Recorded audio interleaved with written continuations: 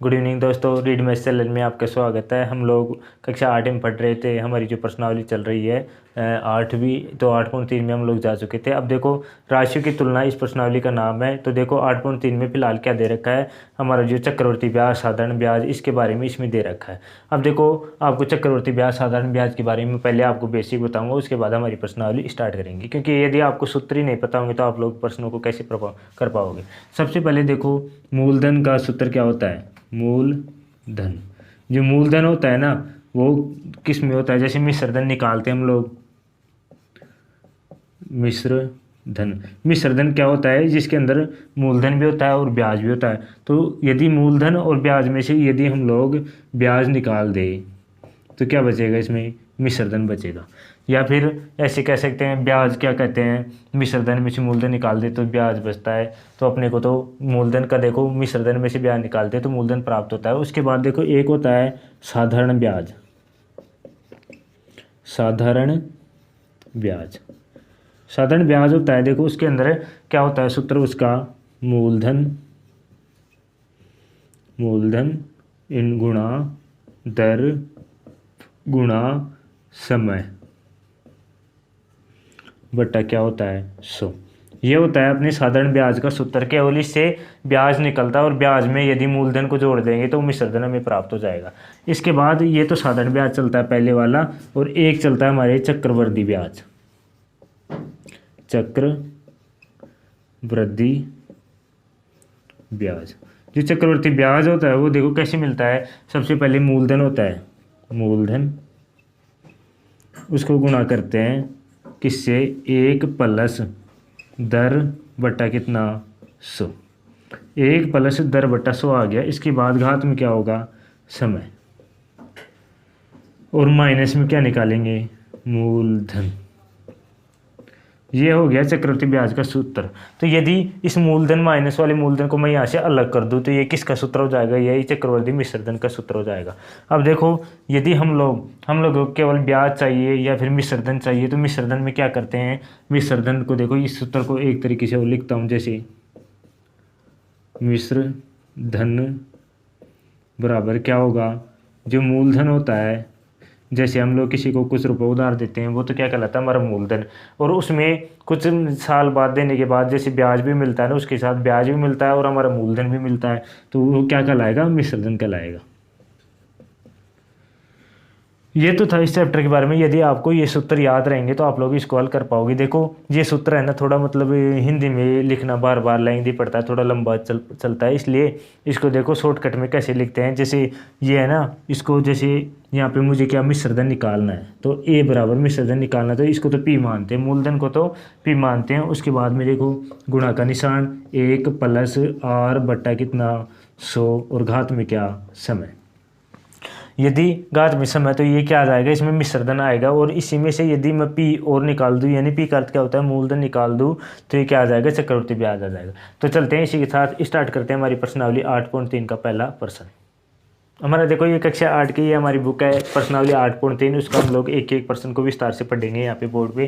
देखो, बार बार प्रश्न इस पे लिखूंगा, फिर मैं उसको हल करूंगा, तो उसमें टाइम वीडियो भी लेंथी हो जाता है। इस कारण से देखो, किताब आपके सामने है, आपके पास भी किताब होगी, उसको खोल के रखना, और हम देखो एक एक सवाल को यहाँ पे हल करेंगे। देखो, जो प्रश्न नंबर 1 है यहाँ पे, प्रश्न नंबर पहले का ए, उसके अंदर 10,800 पर 3 वर्ष के लिए 12/1/2 वार्षिक ब्याज की दर से वार्षिक रूप से संयोजित करने पर हमें क्या निकालना है, चक्रवृद्धि ब्याज निकालना है, और क्या निकालना है, इसका कुल राशि निकालनी है। तो यहाँ पे देखो, पी बराबर, पी का अर्थ क्या होता है, मूलधन। पी बराबर दे रखा है 10,800, और आर का टी का मान दे रखा है 3 वर्ष, और इसके बाद में आर का मान कितना दे रखा है, आर बराबर 12/1/2%। चलो देखो, अब इसमें है ना, हम लोग क्या करेंगे, चक्रवृद्धि ब्याज का सूत्र लगाएं। तो चक्रवृद्धि ब्याज का सूत्र तो आपको घटाना पड़ेगा, तो लेंदी पड़ेगा। तो यहाँ पे चक्रवृद्धि मिश्रधन का सूत्र मैंने आपको बताया था, ए बराबर क्या होता है, पी गुणा 1 प्लस आर बट्टा 100, और घात में क्या है, समय। अब देखो, ये दर है ना यहाँ पे बिन में दे रखी है, तो इस बिन को, ये क्या मिश्र बिन, इसको साधारण बिन बनाते हैं। 12 दूना 24 और 1 25, तो ऊपर तो कितना हो गया 25, और नीचे कितना आएगा 2, ये हो गया प्रतिशत।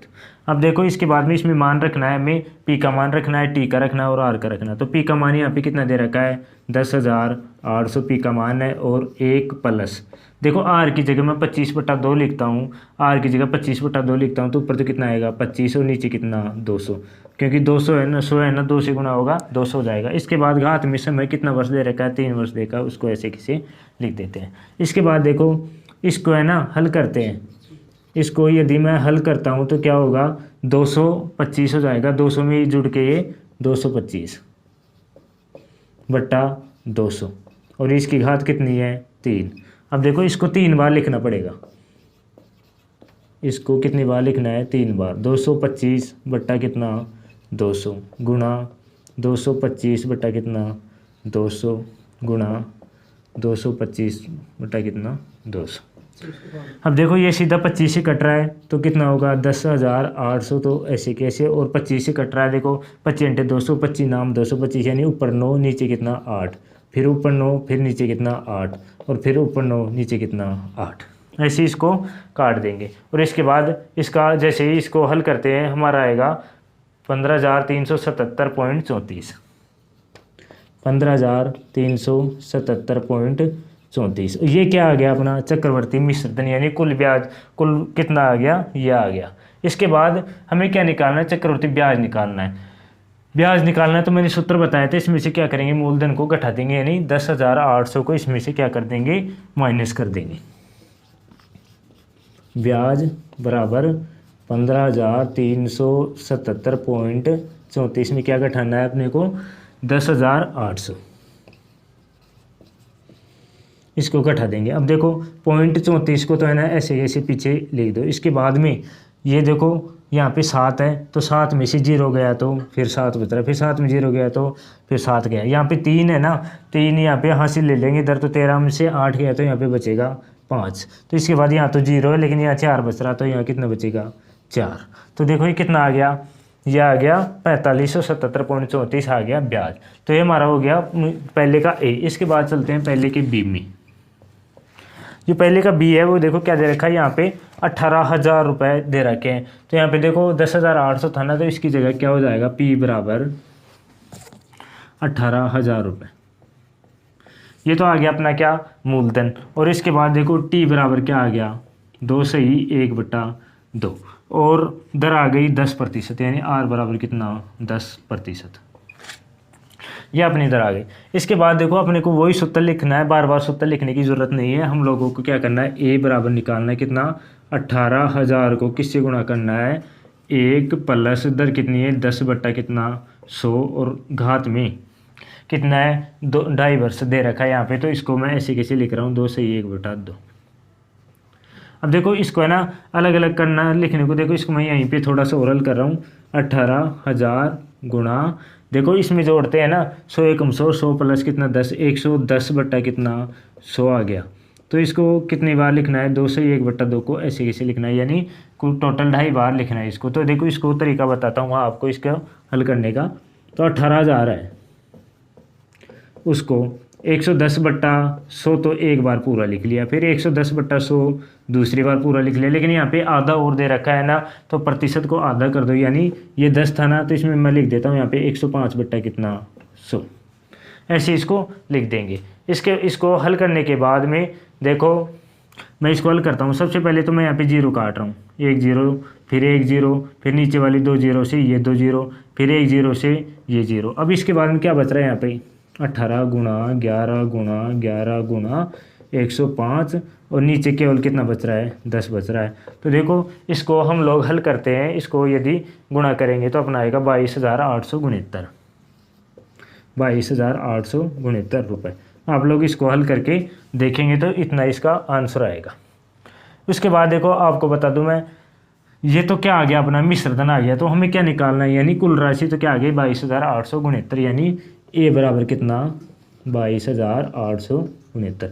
जब हमें ब्याज निकालना है, जब ब्याज निकालेंगे तो 22,869 में से क्या निकाल देंगे 18,000 रुपये बाहर निकाल देंगे। जब 18,000 बाहर निकलेंगे तो ये तो सीधा ही दिख रहा है यहाँ पे कितना आएगा अपने पास 4,869 रुपये। ये अपना आंसर आ जाएगा। इसके बाद हम चलते हैं प्रश्न नंबर सी में। देखो हमारा ए बी के बाद में हम लोग सी पे चलते हैं। यहाँ पे देखो मूलधन, समय और दर यहाँ पे मैंने पहले लिख दिया है। अर्धवार्षिक, देखो अर्धवार्षिक यदि दे रखा है आपका, यदि यहाँ पे अर्धवार्षिक दे रखा है तो आप लोगों को क्या करना है, आप लोगों को दर को तो आधी करनी है और समय को क्या करना है, दुगना। अर्धवार्षिक दे रखा है तो क्या करेंगे, दर आधी और समय दुगना। दर को आधी करनी है, समय दुगना, बाकी अपना मूलधन ऐसे कैसे रहेगा। देखो यदि समय 1.5 वर्ष है, इसको मैं दुगना करूँगा तो टी बराबर क्या जाएगा, 3 वर्ष हो जाएगा। और दर 8 है तो वो क्या हो जाएगी, 4% हो जाएगी। तो इस तरह अर्धवार्षिक में क्या करते हैं कि दर को तो आधी करते हैं और समय को दुगना करते हैं। क्यों करते हैं, क्योंकि अर्धवार्षिक यानी 6 महीने में आधा वर्ष मान लेते हैं उसको, तो 6 महीने के 2 पार्ट बन जाते हैं एक ही वर्ष में, इसलिए समय को क्या करते हैं, दुगना करते हैं। अब देखो यहाँ पे मैं ए निकालता हूँ यानी मिश्र दर निकालता हूँ, तो 62,500 है। उसको क्या करना है, 1 प्लस दर कितनी हो गई, 4 बटा कितना 100 और घात में क्या समय 3।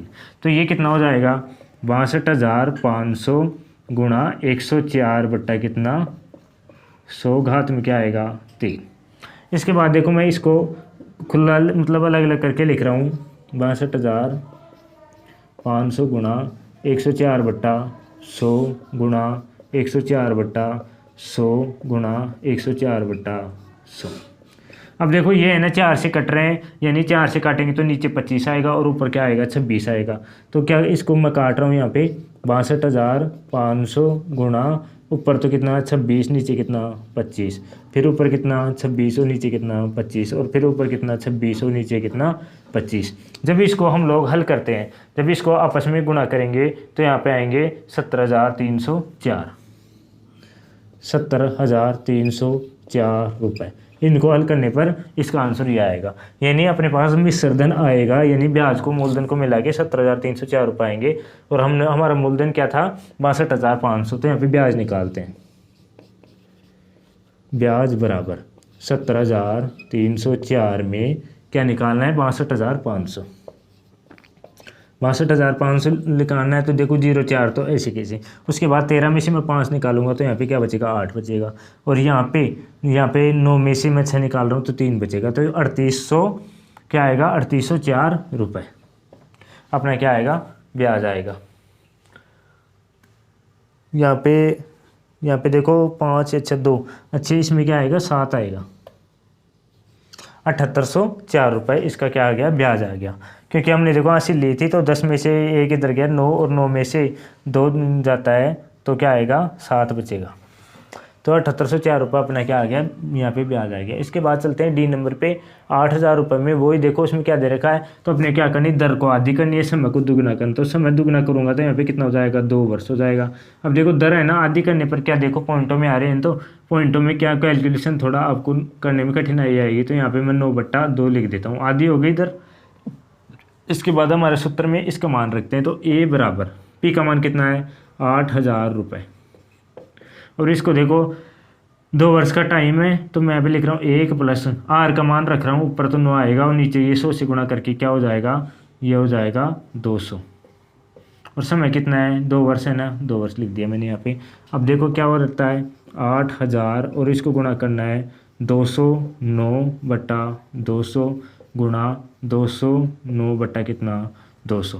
अब देखो यहाँ पे 2 0 से मैं 2 0 काट रहा हूँ इधर, फिर 1 0 से ये काट रहा हूँ।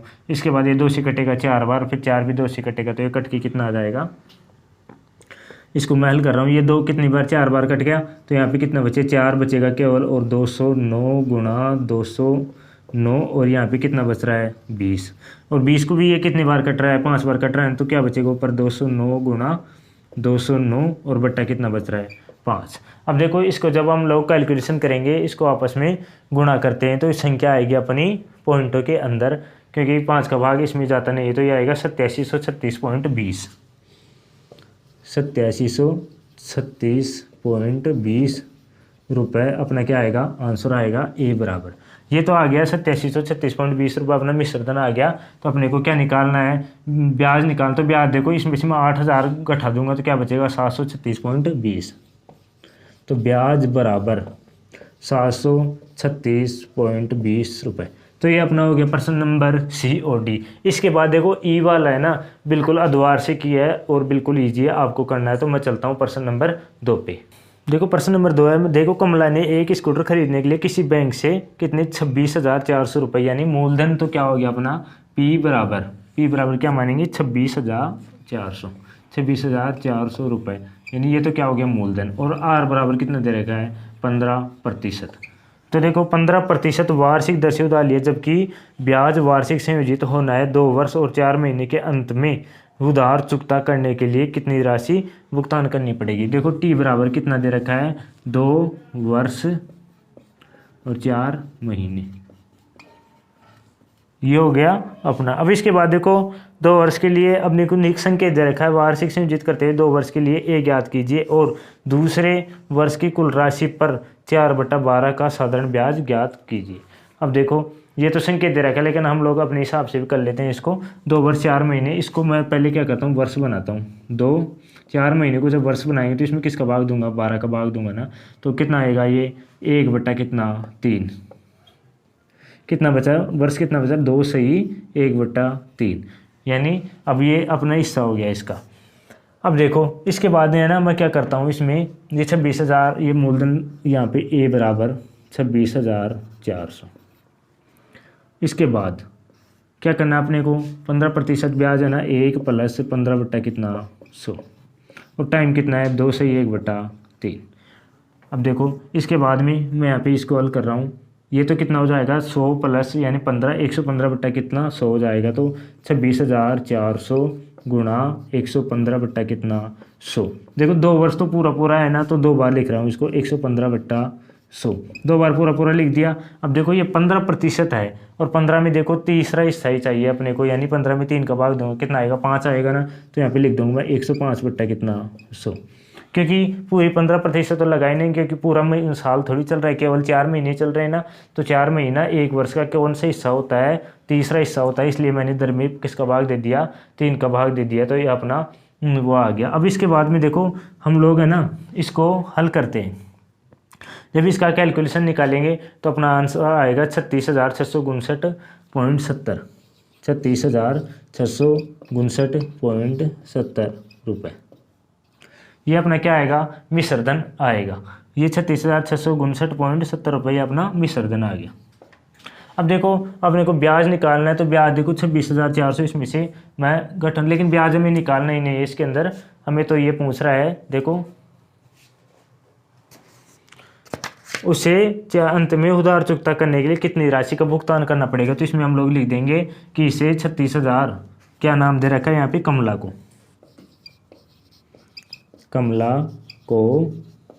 36,659.70 रुपये का भुगतान करना होगा। यह अपना हो गया प्रश्न नंबर 2। इसके बाद चलते हैं हमारे प्रश्न नंबर 3।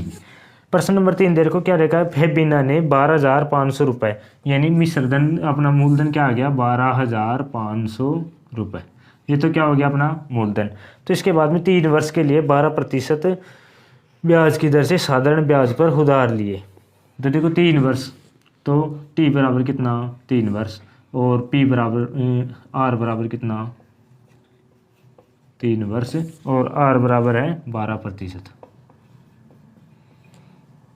और ये किसने लिए हैं फेबिना। देखो नाम तो थोड़ा अजीब ही है, आपको भी अजीब ही लगेगा क्या क्या नाम दे रखा है किताब के अंदर। देखो अफेबिना ने क्या लिया है कि ये मूलधन हो गया, अपना समय हो गया और ये दर हो गया। अफेबिना देखो साधारण ब्याज का मैं आपको सूत्र बताया था, साधारण ब्याज का सूत्र क्या बताया था मूलधन, तो मूलधन क्या है अपना 12,500 गुणा दर कितनी है 12 और मूलधन गुणा दर गुणा समय बट्टा कितना 100। अब 100 देखो 2 0 से 2 0 कट गई, तो यहाँ पे कितना बचेगा 125 गुणा 12 गुणा 3।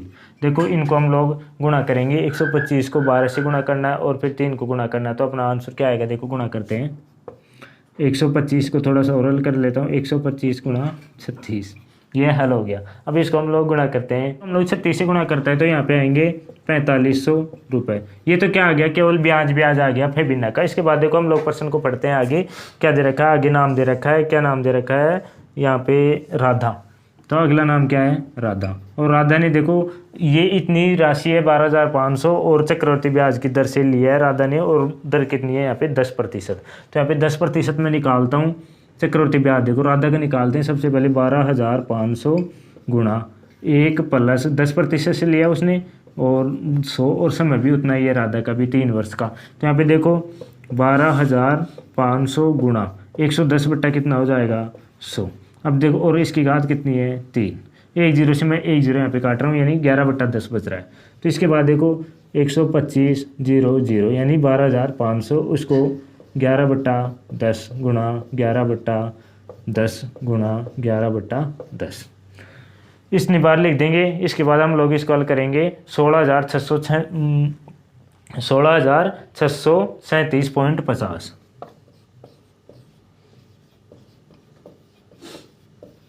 ये अपना क्या आएगा इसके बाद आंसर। अब इसमें ये पूछ रहा है प्रश्न के अंदर कौन सी किसको फेबिना को या राधा में किसको ज़्यादा ब्याज देना पड़ेगा। तो ये तो क्या आया है, मिश्रधन आया है। तो यहाँ पे मैं पहले तो ब्याज निकालता हूँ। ये क्या है 16,637 है 12,500 में 37.50। तो इसको घटा रहा हूँ 12,500। इसमें से मैं इसको घटा रहा हूँ तो यहाँ पे ब्याज क्या आएगा देखो 0.50 को तो ऐसे कैसे रहने दो, और इसके बाद में 3.37 को भी ऐसे कैसे रहने दो। 6 में से 5 गया तो 1 बच रहा है, और 6 में से 2 गया तो यहाँ पे 4 बचेगा यानी 4137। अब इसमें है ना ज़्यादा ब्याज कौन सा हुआ 4500 या फिर 4137। तो यहाँ पे 45 रुपये ज़्यादा हो रहा है ना यहाँ पे। तो इसका मतलब क्या करना पड़ेगा, फेबिना को है ना ज़्यादा ब्याज देना पड़ेगा। और कितना देना पड़ेगा ये हम लोग यहाँ पे निकालेंगे। तो देखो अंतर निकालते हैं इनका।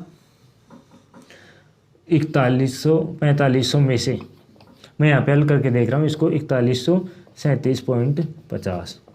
तो यहाँ पे 0 0 लिख रहा हूँ, नीचे कितना आएगा 50, और यहाँ पे देखो 9 में से गया तो यहाँ पे 2 बच रहा है, और यहाँ पे 9 में से 3 गया तो यहाँ पे 6 बच रहा है, और यहाँ पे कितना बचेगा 362.50 रुपये उसको ज़्यादा देने पड़ेंगे। तो ये हो गया हमारा प्रश्न नंबर 3। प्रश्न नंबर 4 है वो देखो, मैंने जमशेद से 12,000 रुपये यानी पी बराबर कितना है 12,000 रुपये जमशेद से लिए, और कितने वर्ष के लिए टी बराबर 2 वर्ष के लिए। और इसके बाद देखो हमारा दर कितनी है 6% वार्षिक ब्याज, आर बराबर कितनी आएगी 6%। ये जमशेद से साधारण ब्याज रुपये से उधार लिए, तो मैंने यह राशि 6% वार्षिक ब्याज की दर से चक्रवर्ती ब्याज पर उधार ली होती तो मुझे कितने रुपए अतिरिक्त देने पड़ते। तो इसमें देखो पहले तो क्या निकालेंगे इसी का साधारण ब्याज, फिर निकालेंगे चक्रवर्ती ब्याज। सबसे पहले मैं निकाल रहा हूँ साधारण ब्याज। साधारण को मैं शॉर्टकट लिख रहा हूँ साधारण ब्याज। अब देखो साधारण ब्याज कैसे निकालते हैं, मूलधन। तो मूलधन यहाँ पे 12,000 गुणा दर गुणा समय कितना 2 वर्ष बट्टा 100। अब देखो यहाँ पे 2 0 से मैं 2 0 काट रहा हूँ। उसके बाद देखो 120 को मैं किससे गुणा करूँगा 2 से, तो ये हो जाएगा 240 गुणा कितना 6। और जब इसको भी गुणा करूँगा तो ये आएगा 6 चौके 24 और 2 6 दूनी 12 और 2 14 1440 रुपये क्या हो गया इसका ब्याज हो गया। तो साधारण ब्याज में तो इसको इतने रुपये ब्याज के देने पड़ेंगे। हम लोग निकालते हैं चक्रवर्ती ब्याज। चक्रवर्ती ब्याज, चक्रवर्ती ब्याज में क्या करेंगे, मूलधन 12,000 गुणा दर, देखो यहाँ पे 1 प्लस दर यानी 6 बट्टा कितना आएगा 100, और घात में समय 2 वर्ष दे रखा है। तो ये कितना हो जाएगा 106/100। तो यहाँ पे देखो 12,000 गुणा 106/100 गुणा 106 बट्टा कितना 100। यहाँ पे देखो 1 2 3, यहाँ पे 1 2 और 3, मैं 3 0 से मैं काट चुका हूँ, इसको भी एक बार काट रहा हूँ। कितनी बार कट रहा है 6, और ये कितना कट रहा है 5। तो यहाँ पे देखो 6 गुणा 106 गुणा 106 बटा कितना 5। जब इन तीनों को आपस में गुणा करेंगे 106 को 106 से गुणा करेंगे और 5 का भाग देंगे तो इसमें आएगी 13,483.20 13,483.20 रुपये। ये तो क्या आएगा इसका मिश्रधन आएगा। लेकिन हमें क्या निकालना है, पहले ब्याज निकालना। तो 12,000 से कितना ज़्यादा है तो ब्याज बराबर क्या आएगा, ये चक्रवर्ती ब्याज थोड़ी निकला है, चक्रवर्ती यहाँ पे मिश्रधन निकला है, ये मिश्रधन चक्रवर्ती मिश्रधन तो आ गया। अब हमें ब्याज निकालना है तो क्या करेंगे 13,483.20 में से क्या घटाना है, यहाँ पे 12,000 घटाना है। 12,000 जब घटाऊंगा तो क्या बचेगा यहाँ पे 1,483.20। अभी पूछ रहा है कि यदि मैंने साधारण ब्याज की जगह चक्रवृद्धि ब्याज पे लेता मुझे कितने रुपए ज़्यादा देने पड़ते। ये 1440 है और ये कितने 1483.20, तो कितने रुपए ज़्यादा हो गए, तो उसे कितने रुपए ज़्यादा देने पड़ते। देखो 40 में 83 में कितने का अंतर है, 43 रुपये का अंतर है, 43 रुपये और 20 पैसे ज़्यादा देने पड़ते। बस आपको ऐसे ही करना है। तो इसके बाद हमारा जो प्रश्न नंबर 1 से लेके 4 तक इस वीडियो में मैं आपको हल करा चुका हूँ। तो हम लोग 5 से लेके आपकी जो प्रश्न 12 तक दिए हुए हैं, जो इसी का ही मैं सेकंड पार्ट बनाऊंगा। यदि मैं इसी में हल करता हूँ तो वीडियो थोड़ा लंबा हो जाएगा, आपको बोर लगेगा। तो आप लोग इन सवालों को निकालने की दोबारा कोशिश करना वीडियो को देख के। तो जैसे ही मैं यहाँ पे अपनी क्लास आज की तो यहाँ पे समाप्त होती है, तो अगली क्लास में हम क्या करेंगे, प्रश्न नंबर यहाँ से देखो 4 तो हो गया, 5 से लेके 12 तक के उस क्लास में हल कराए जाएंगे। ठीक है, मिलते हैं अगली क्लास में।